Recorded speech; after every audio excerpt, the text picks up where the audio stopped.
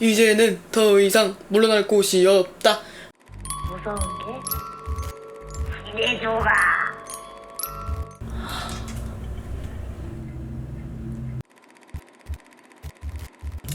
안녕하세요. 저는 사회인 3년차 햄치즈입니다. 이 이야기는 첫 자취를 시작한 때의 이야기입니다. 무작정 짐을 싸 회사 옆 동네 지인의 투룸 자취방에서 머무르게 되었지만 온전히 나만의 공간을 갖고 싶어 방을 얻으러 돌아다니게 되었습니다. 부동산에는 보증금은 낮지만 월세는 60만 원까지도 낼 수 있으니 집을 보여달라고 했고, 약 6개의 방을 보며 계속되는 퇴짜에 중개사분이 한숨을 푹 쉬시고는 마지막으로 한 신축 빌라의 1층 원룸을 보여주셨습니다.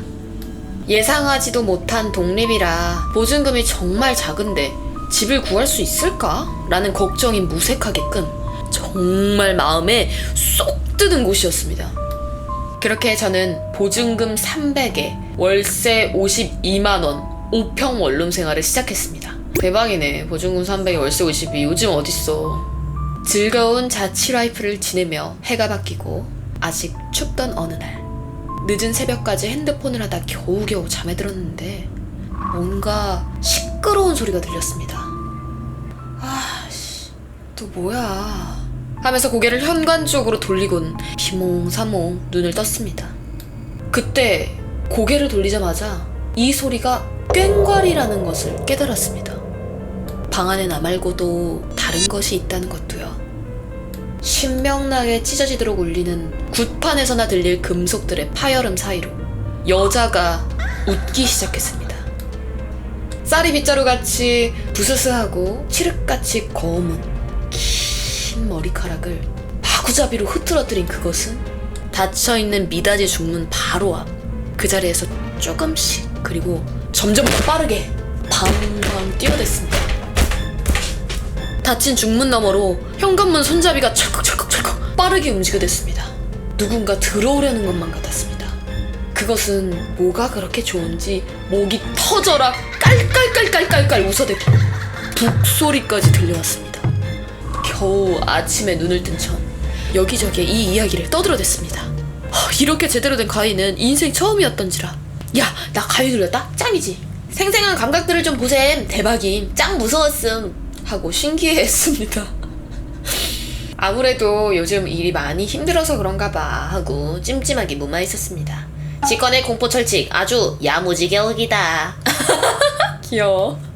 시간이 조금 더 흘러 초여름이 되고 저는 꿈을 하나 꾸게 되었습니다. 꿈에서 저는 집을 뒤집어 엎어 대청소를 하고 있었습니다. 빨리 물이 마르라고 화장실에 작은 창문과 화장실 문을 열어두고 부엌을 열심히 정리하고 있었던 것 같습니다. 야, 이거 좀 쎄한데?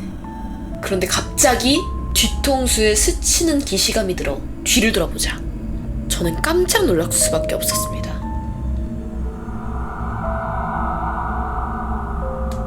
할아버지? 웬 할아버지가 하얀 한복을 입고 열려있는 화장실 창문 너머로 저를 보고 있었거든요. 전 너무 놀라서 그대로 굳어버렸습니다. 정말로 아무것도 할 수가 없었습니다. 왜 나를 보고 있지? 왜 저기에서 안을 들여다본 거지? 상황 파악을 하려던 찰나 할아버지가 입을 떼셨습니다. 때문에 그 중문 때문에. 할아버지는 내가 아니라 부엌과 방을 분리해주는 중문을 바라보며 중얼거리고 있었습니다. 개같은 중문 때문에 내가 못 들어가잖아. 그것 때문에 내가 못 들어가잖아. 할아버지는 화를 내며 매달리듯이 바짝부터 방충망을 잔뜩 흔들어대고 있었습니다. 꿈속에 저는 부엌에서 주저앉아 기절해버렸습니다. 세상에 이런 꿈은 처음이었습니다. 친구들에게 꿈 이야기를 하며 대체 왜 이럴까? 야, 난생 처음 겪는 가위에 귀신 꿈에 터가 안 좋나? 난 사실 이 집에서 3년은 더 살 생각이 있었는데 라며 고민을 털어놓자 근처에 사는 지인 언니가 치즈야, 진짜 그 집 나오면 안 돼?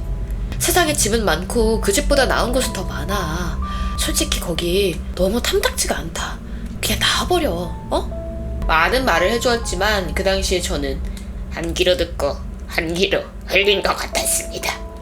신축이고 너무 마음에 들었던 그 집을 떠나고 싶지 않다고 생각했거든요.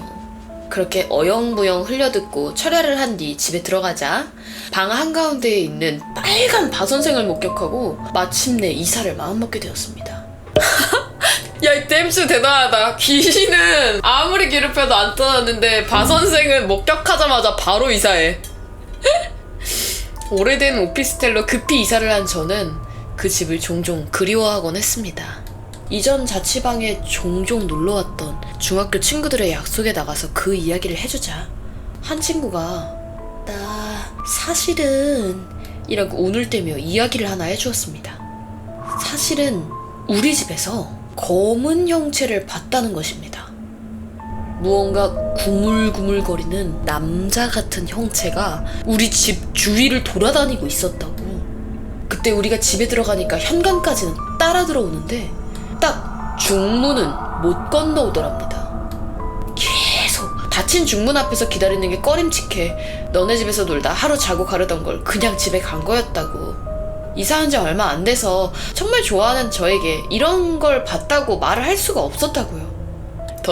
저에게 충고를 해줬던 지인 언니와의 카톡을 추가합니다. 정말 제대로 흘렸었나 봅니다. 더 있음. 너랑 나랑 같이 실측 재러 간 다음날 너가 악몽 꿨다고 했음. 그냥 방만 보러 간 날에 실측 재려고 천장에서 남자 2명이 너 보면서 웃는 꿈. 사실 이사하고 그 다음날 할아버지 둘이서 내 위에서 장기 두는 꿈도 있었음. 또 할아버지네? 야, 소름 돋은 게 있는데 나 그때 할머니한테 부적받았거든? 응. 절에서 부적받아다가 올 한해 평안해라 사고나지 말아라 해서 자기가 많이 들고 다니는 가방 같은 데 걸어다니는 거였단 말임? 하여튼간에 회사가 가까워지니까 가방을 안 들고 다니잖아. 그 가방을 중문 바로 옆에 붙박이장 맨 밑에 넣어놨었어.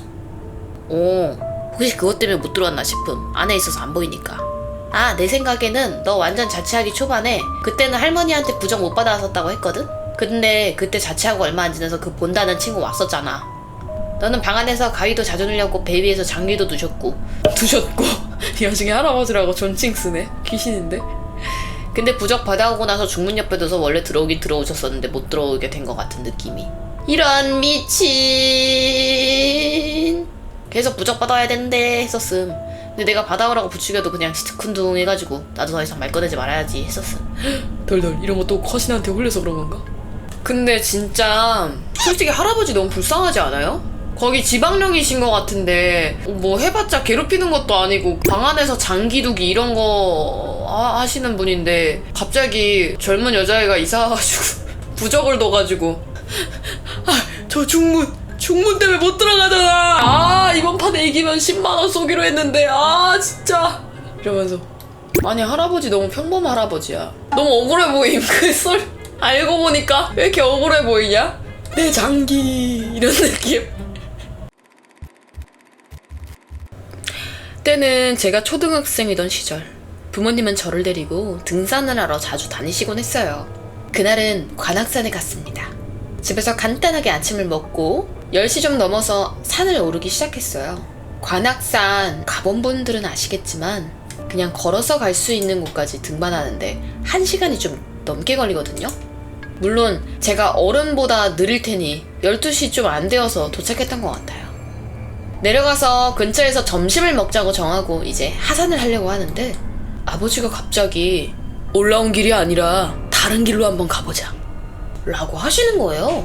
아예 길이 아닌 느낌은 아니었지만 나무가 우거지고 묘하게 느껴지는 음기에 저와 어머니는 그냥 왔던 길로 내려가자고 했어요. 그런데 아버지는 이 말에 답도 안 하시고 갑자기 그 길로 내려가시더라고요. 대충 이런 느낌. 나무가 우거지고 어둡고 흙길이며 바위가 많았어요. 왜 이런 데로 내려가고 싶으셨을까? 그 길로 내려가신 아버지는 정말 빠르게 저와 엄마의 속도는 신경도 안 쓰고 미친 듯이 산을 내려가기 시작했어요. 그렇게 아버지의 속도를 계속 따라잡던 저는 뭔가 섬뜩한 기분이 들었습니다. 아무래도 나무에 달려있는 수많은 하얀 리본 때문인 것 같았어요. 그렇게 30분 정도 내려갔을까? 하얀 리본뿐만 아니라 이번엔 하얀 끈에 빨간 리본이 달린 나무도 보이고 기분 나쁜 리본 달린 나무들이 줄지어져 있어 너무너무 무서워질 때쯤에 갑자기 갑자기 남자 두 분이 밑에서 올라오시고 있는 거예요. 올라오셔서 저희를 마주치자마자 하시는 말씀이 어디 가요? 내려가고 있다고요? 아니 이 길로 오면 어떡해? 왜 이 길로 내려와요? 라고 하시는 겁니다. 저희 아버지가 왜 그러시죠? 라고 묻자 이 길로 쭉 내려가다 보면 절벽이 나오는데 거기는 전문 장비가 있어야지만 내려갈 수 있다는 겁니다. 그리고 저희가 내려가고 있는 게 아니라 다시 올라가고 있다는 거예요. 정확히는 좀 내려오다가 주변을 빙글빙글 돌면서 다시 올라가고 있는 것 같다고.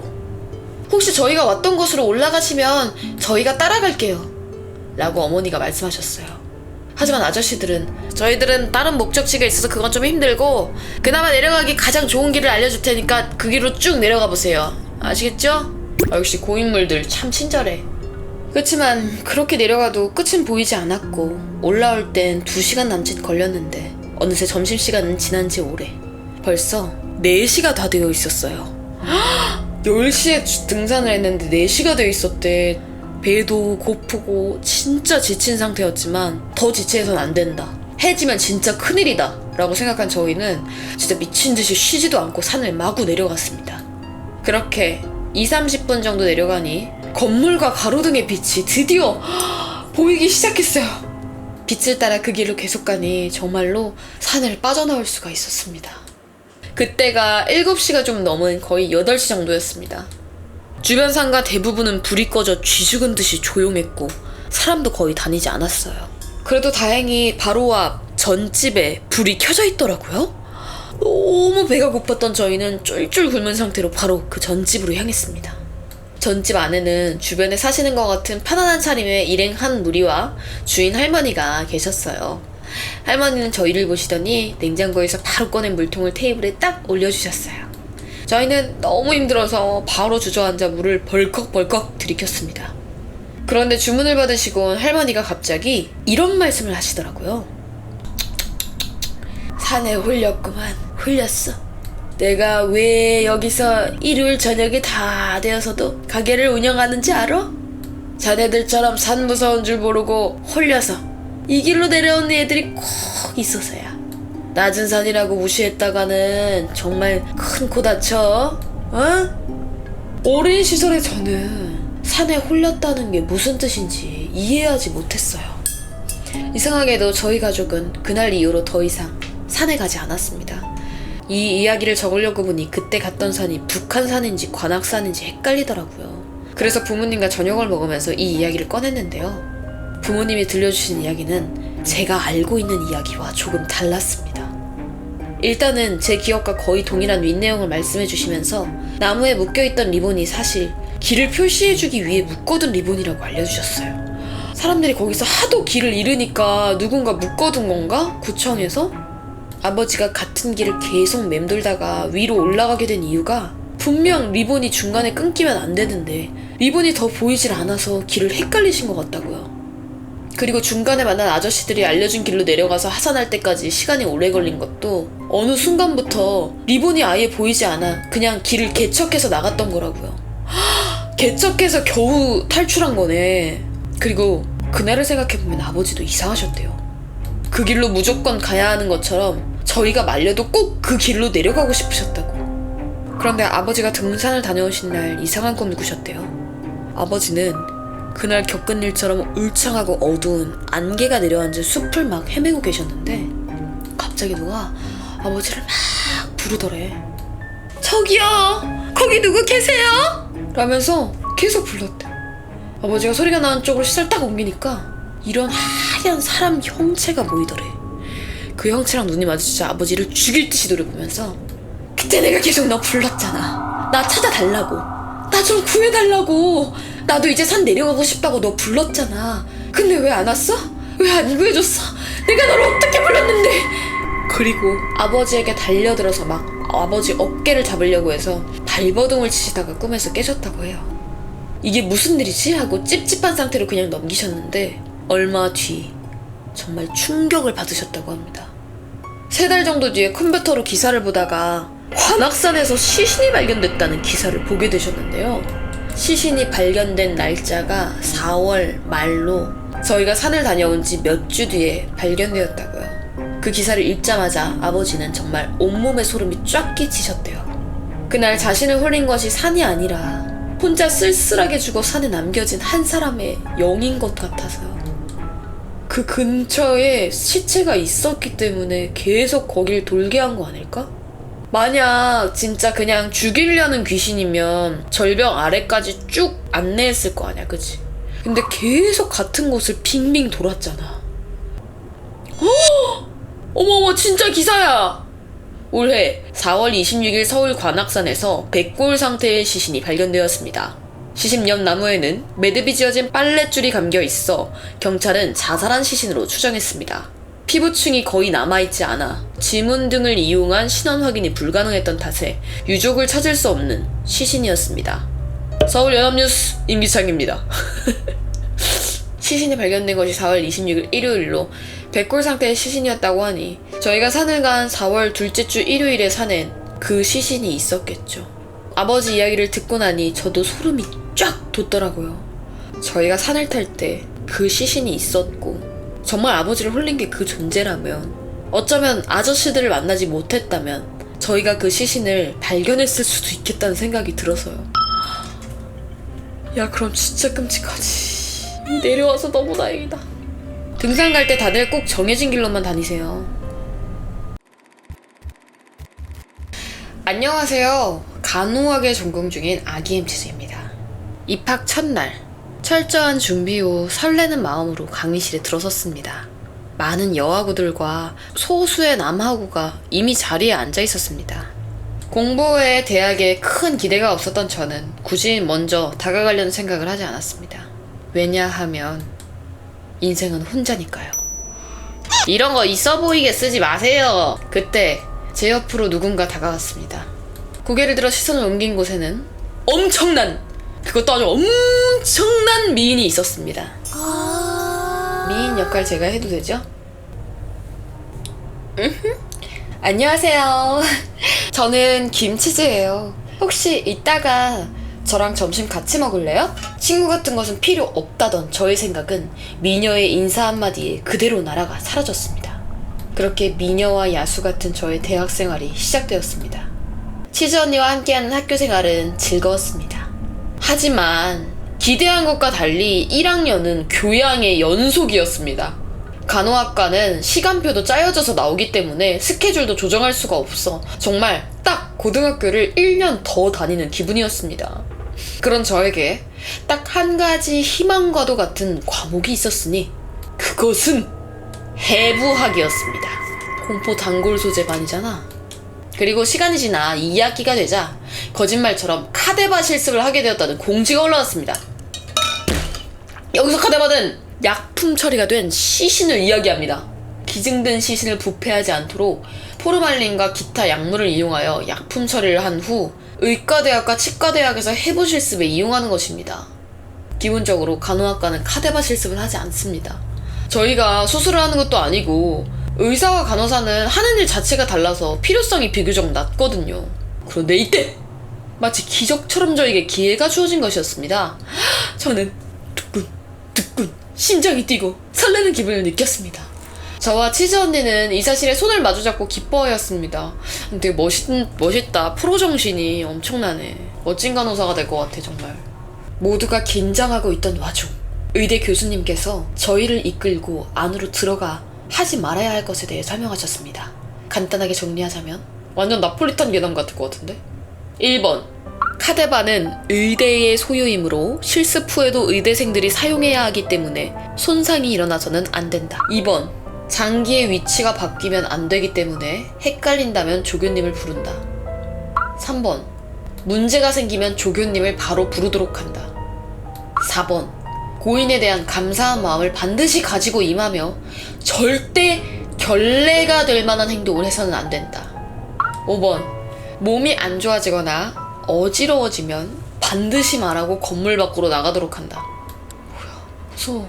6번 실습 후 정신적으로나 신체적으로 힘들다면 따로 교수님을 방문하도록 한다. 정도였습니다.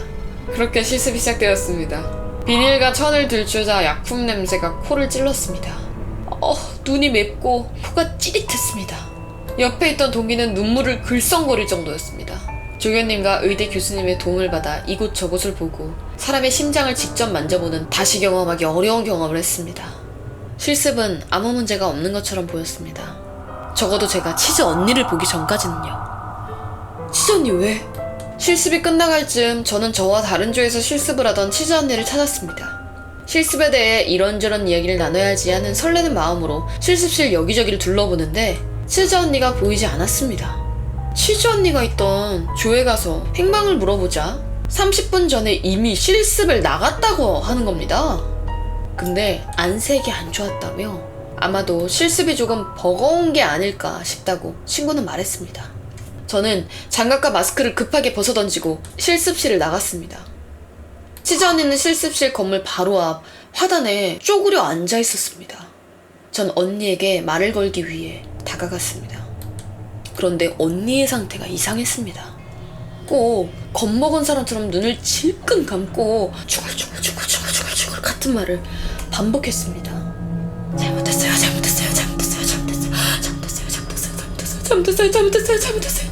잘못했어요. 언니는 잘못했다는 말만 반복했습니다. 언니! 치즈 언니, 나 겨울이야! 언니는 제 말이 안 들리는 듯 몸을 더 움츠렸습니다. 저는 급하게 언니 얼굴을 잡고 눈을 마주쳤습니다. 나라고! 나 봐! 나 보라고! 김치즈! 언니! 언니는 계속해서 눈을 피했고 호흡이 계속해서 빨라졌습니다.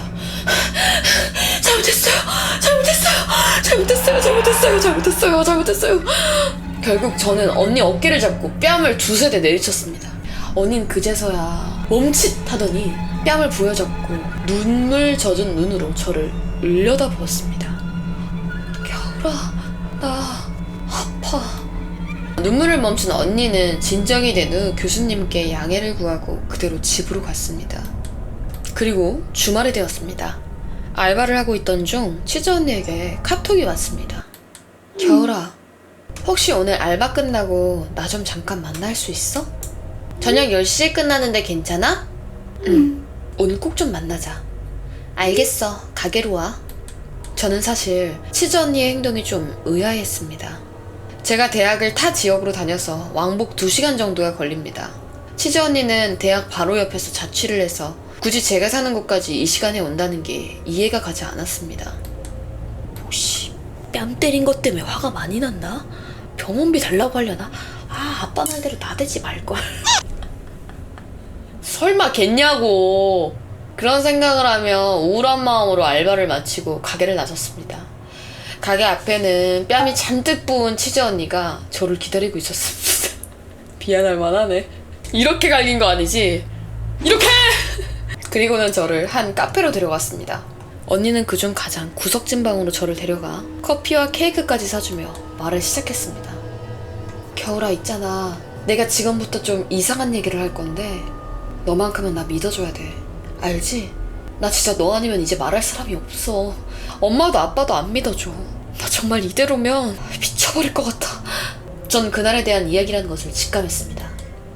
내가 실습을 하던 중에 옆에 있던 애가 갑자기 그 카데바 얼굴을 만지는 거야. 그래서 나도 얼굴을 보려고 그쪽으로 갔어. 그리고 얼굴을 만지다가 문득 눈이 너무 궁금해서 그래서 그 눈을 만졌는데 언니는 머뭇거렸습니다. 그날 실습한 카데바는 모두 눈을 감고 있었기 때문에 언니의 말은 억지로 눈을 뜨게 하려고 했다는 것이었습니다. 잘못된 행동임을 알기에 제 눈치를 살피는 듯 했습니다. 저는 마저 이야기하라고 했습니다. 근데 눈이 생각보다 잘 안 떠지는 거야. 그래서 그냥 포기하고 다시 심장 쪽으로 갔는데 문득 누가 쳐다보는 것 같아서 옆을 봤더니 그 카데바가 날 보고 있었어. 진짜 거짓말 아니야. 정말 나를 보고 있었어. 나랑 눈이 마주쳤어. 그리고 그때부터 포르말린 냄새가 너무 지독하게 느껴지는 거야. 그래서 실습실을 나와서 막 도망쳤어. 나무랑 풀 사이에 있으면 좀 덜할 것 같아서 화단에 들어가서 앉아있었는데 포르말린 냄새가 안 사라지는 거야. 점점 숨쉬기도 힘들고 너무 무서워서 눈을 계속 감고 있는데 그때 네가 나를 찾으러 나왔어. 네 목소리에 겨우 안심을 하고 너를 딱 봤는데 네가 아니라 그 카데바 얼굴이 보이는 거야. 그래서 그 사람이 화가 났구나, 날 찾으러 나왔구나 싶어서 피하려고 하는데 몸이 꿈쩍도 안 했어. 숨도 안 쉬어지고 이러다가 진짜 죽겠다 싶을 때 뺨이 너무 아픈 거야. 그리고서는 몸이 움직였어. 자기가 잘못했어요 라고 말하고 주저앉아 있었다는 것도 기억을 못 하시는구나. 완전 벌받았네. 그때 언니가 불안한 듯 여기저기를 살피며 다시 말을 이어갔습니다. 그게 끝이 아니야. 그날 너 덕분에 정신 차리고 집 가서 자려는데 포르말린 냄새가 났어. 처음에는 당연히 나한테서 나온 줄 알고 샤워를 막 했다? 근데 아무래도 냄새가 안 사라지는 거야. 그래서 옷인 줄 알았더니 옷도 아니었어. 빨아도 보고 다른 방에 넣어놓기도 했는데 도저히 사라지지를 않는 거야. 그래서 아예 헌옷수거함에 버려버리고 집에 돌아왔는데 냄새가 안 없어져. 신발도 옷도 나도 전부 다 아니야. 아무리 씻어도 아무리 버려도 냄새가 안 사라져. 나 진짜 미칠 것 같아.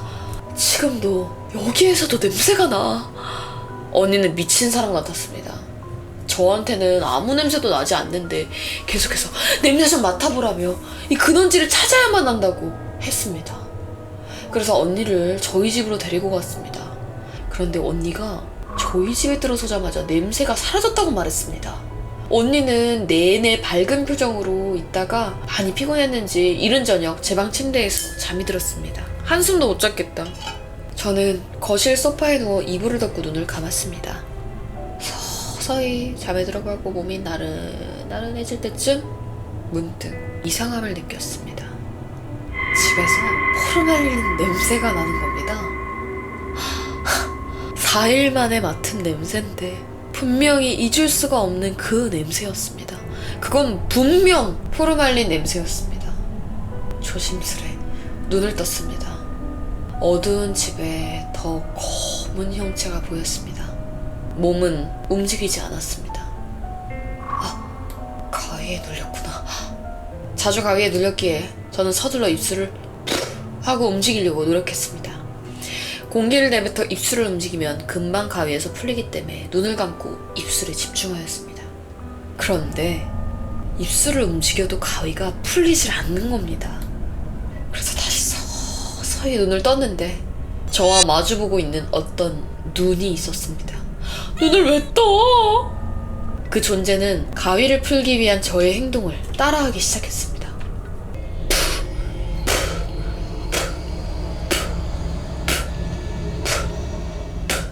저는 온갖 욕을 하기 시작했습니다. 무섭긴 했지만 귀신에게 지면 끝없이 괴롭힌다는 말이 생각났기 때문에 절대 지지 말아야겠다고 생각했습니다. 그리고 점차 가위에서 풀리는 듯한 느낌이 들기 시작하자 귀신이 고개를 더 숙여 코앞까지 다가와 속삭였습니다. 아파, 겨울아, 나 아파.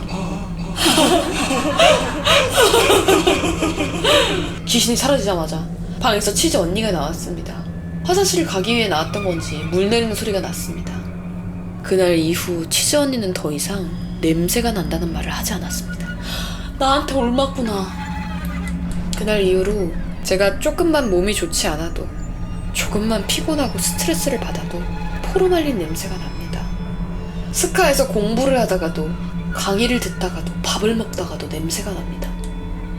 포르말린 냄새가 나는 날은 꼭 가위에 눌리고 종종 헛것을 봅니다. 여기까지가 저의 1학년 때 이야기입니다. 2학년이 되고 조별과제가 지옥처럼 쏟아졌습니다. 그것만으로 힘든 저에게 한 가지 더 충격적인 소식이 들려왔습니다. 치즈 언니가 자퇴를 결정했다는 이야기였습니다. 언니는 그날 이후 도저히 견딜 수가 없었다고 했습니다. 피 한 방울만 봐도 속이 뒤집어지고 식은땀이 나며 몸이 굳어진다고 했습니다. 어떻게 이 일을 하지 못하게 됐구나. 트라우마가 생겼어. 언니와 저는 그날 술자리를 가졌습니다. 작별 인사 겸 앞으로 괜찮아지도록 빌어주는 자리였습니다.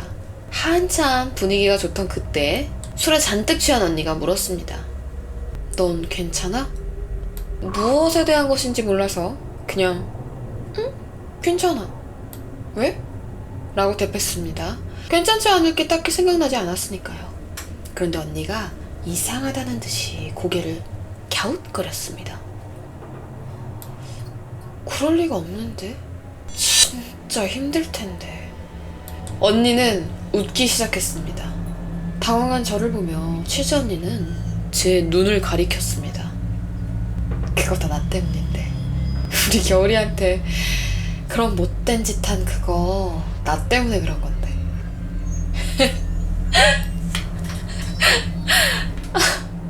머리를 세게 얻어맞은 것만 같았습니다.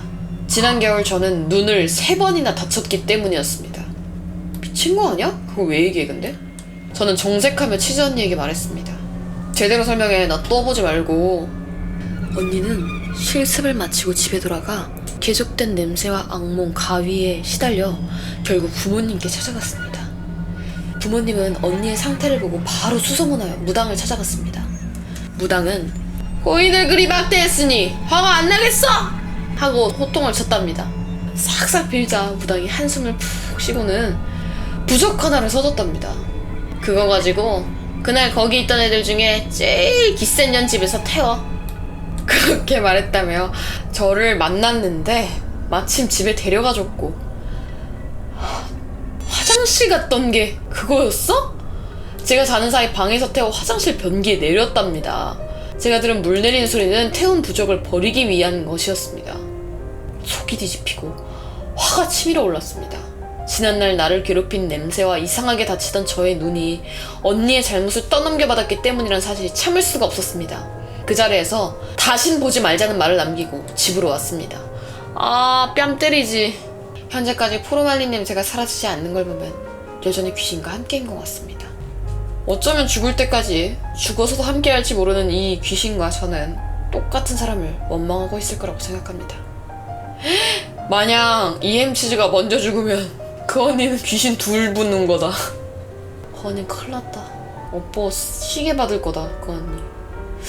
최근 동기에게 들은 치즈 언니의 소식에 의하면 언니는 밤늦게 독서실에서 공부를 하고 집에 돌아가던 중 교통사고가 나서 얼굴에 반이 갈렸다고 합니다. 한쪽 눈은 물리적 손상에 의한 영구적 실명이라고 있습니다. 아, 나 지금 여기서부터 소름 돋았어. 오! 배에서부터 소름이 쫙 돋았어 지금 갑자기. 와... 찾았나봐. 우리 지금 막 하필 막 오빠 시계 받을 거다, 저거 분명 돌려받을 거야 이러고 있는데 갑자기 눈... 이야... 오늘 무지슛은 좀 짧지만 여기까지 하겠습니다. 목이 좀 아파가지고 살짝 자중할게요.